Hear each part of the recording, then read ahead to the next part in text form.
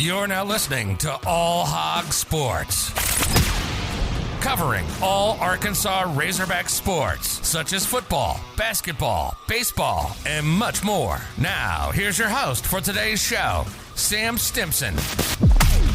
In their final regular season game on the road here at Tennessee, Arkansas fell to the Volunteers 78-74. Arkansas now ranked 15th in the latest AP Top 25 poll. At Knoxville, it was truly a tale of the two halves. The first half, Tennessee scored 50 points, and Arkansas only scored 29. Tennessee up 21 after the first. Arkansas really dug themselves a hole to dig out of early. And the main thing is, Arkansas's defense was really lost. In the game against Tennessee at Bud Walton Arena, Tennessee only got 49 total points. In this one, you look at it, and Tennessee had 50 in the first half. Now, a huge part of this was Arkansas's best defensive player, in my opinion, Au'Diese Toney, was out with this one. He suffered an ankle injury late into the LSU game, so he sat this game. In the first half, I really think it was crucial for Arkansas to, settle in defensively without Toney, and they didn't do that.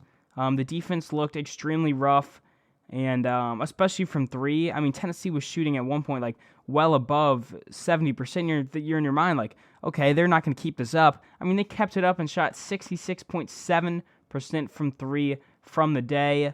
Winning at road games in the SEC is really hard. I think we underestimate, how tough this league is, especially on the road. You look at conference games this season. Nobody won at Kentucky. Nobody won at Tennessee. Nobody won at Auburn. And the only team to win at Arkansas was Vanderbilt. Had a 1-point victory back in January. You look at the second half, though, for Arkansas, and Arkansas held Tennessee to 28 points and scored 45 for themselves. It was a tale of two halves. Now, I'm not saying it really, would have had Arkansas win the game. I'm not saying, Arkansas would have won this with Toney or he would have lost it without Toney. That's a really hypothetical to play either way. But I would like to see this game with Toney. I think Tennessee and Arkansas on a neutral court would be a really good game. Both teams have split the home and home here. Arkansas did cover the spread, though, at Tennessee for what it's worth. Tennessee shot 46% from the floor. Again, that's about what Arkansas is able to hold teams this season on the road a little bit, kind of higher than normal. And then Arkansas shooting 12 more times, shot 37% from the floor.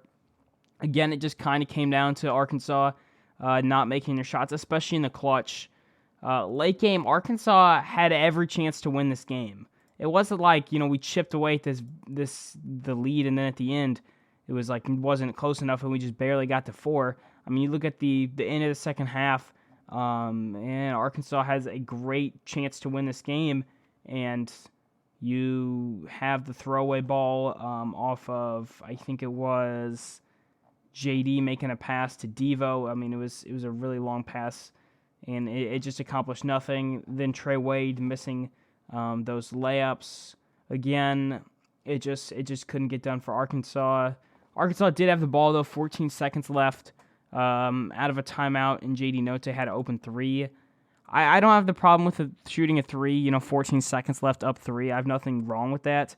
But I felt like for, how much time we had left in the game and coming out of the timeout, we could have saw a different look.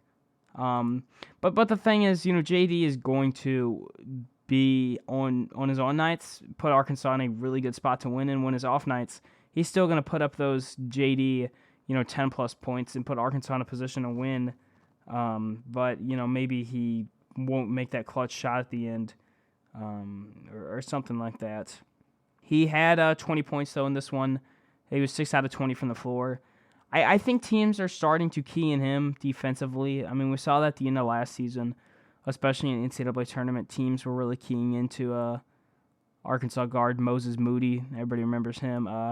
Teams really started to key in him defensively, so Arkansas's offense kind of struggled as a whole. I think it's important that Arkansas finds other offense outside of him and Amude, Williams, and then Likes. Williams picking up 9 points here with 7 rebounds. He was not able to draw any charges in this game. There seems to be a lot of talk around his part of the game. I mean, 48 charges drawn is an incredible number there. But, sometimes Williams is going to get those calls where he's going to get the charges and sometimes he's not. That's just college basketball. I mean, officiating is always up and down. For Williams, though, not getting any of the charge calls for personal fouls, playing with that, always hurts a player when you can't be as aggressive as normal. Put the body on the line is because you've got to, stay into the game. Arkansas shot 36% from three. Pretty good number there. 10 made threes. Chris Lykes coming off the bench for Arkansas was huge. 15 points, 3 assists, only 2 turnovers in this time played. He did end up fouling out of the game, though, in his 25 minutes of play. He's been doing pretty good for Arkansas. I know he catches a lot of flack, but when he comes off the bench, in certain times he has, got good assists. Not as many turnovers as the beginning of the season, obviously. But Chris Lykes is, heating up off the bench is nice for his game. Arkansas is going to have some bench production, though, without Tony. Devo Davis was getting the spot in for Tony there. Tennessee, though, their offense had 17 assists. They were passing the ball around really well. Digging that hole out early and then surged as of late into the game was huge. I think what really shows that Arkansas effort stat here is out-rebounding Tennessee 37-33. I mean, though, this is a really good fight against a team that is really good, period. I mean, this is a 2-3 type seed in the NCAA tournament, and then a team at home, too. I mean, winning at Tennessee was a really tough task for many teams in the SEC. Kentucky didn't do it, Auburn didn't do it, and Arkansas got really close to getting a win there. Without one of their best players, Tony.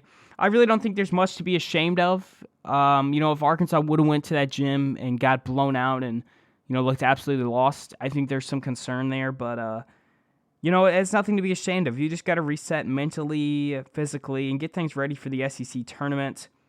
50 fouls in a game. Arkansas picked up 25, so did Tennessee. The fouls were really frustrating early. Musselman ended up getting a technical earlier on in the game for that. College basketball officiating, again, it struggles to watch a lot of games. It's never going to be perfect, but I feel like the refs were really bad in Knoxville, and I don't even know if it was really one way or the other, but again, regardless of where they're playing Bud Walton, on the road, Arkansas playing on the road, I think it's generally known that college basketball officials will favor the home team. That's just how it is, and Arkansas's had that, sometimes at Bud Walton on certain calls and things like that. So I really don't blame Musselman for getting that technical early on. Arkansas's defense still forced 17 turnovers, though. For a loss, there's lots of positives to come out of this one. I'm not saying Arkansas has a lot of moral victories and things like, this was a great game for us, because obviously the defense struggled in the first half. Arkansas has to be better than that. But there's a lot of positives I thought I saw from this game, and this really won't change seeding for the NCAA tournament. I think Arkansas is still around that 15th, 16th best team on the 4-seed line. They've got to take care of business in the SEC tournament, at least get to the semifinals, I think, to keep that line, and anything above that will help Arkansas rise its status along the SEC tournament.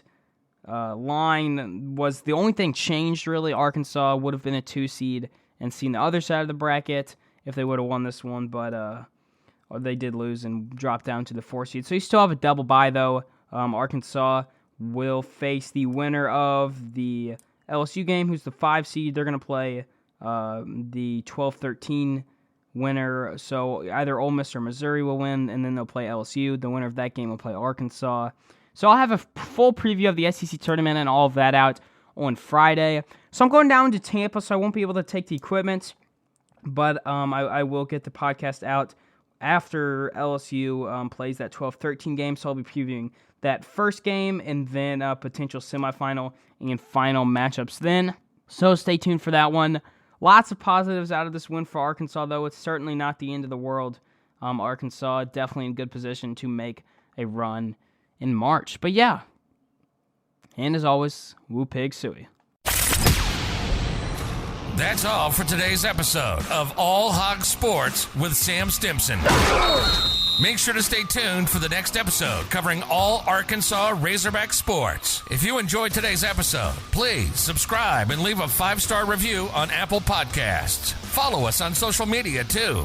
On Twitter and Instagram at All Hogs Sports Pod. Like on Facebook at All Hogs Sports and Arkansas Razorbacks Podcast. And on YouTube at that same name. Thanks for tuning in to today's episode. Go Hogs!